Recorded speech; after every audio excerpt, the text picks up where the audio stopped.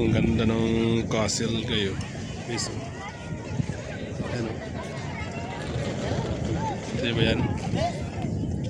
Then, ayan yung masyalan niya.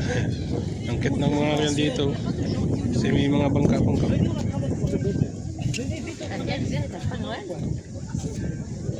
Ikot-ikot lang siya guys. So yung castle na yan, meron niyang mga tao pwedeng pumasok yan. Gusto niyong pasukin yan. Kaso may bayad ata.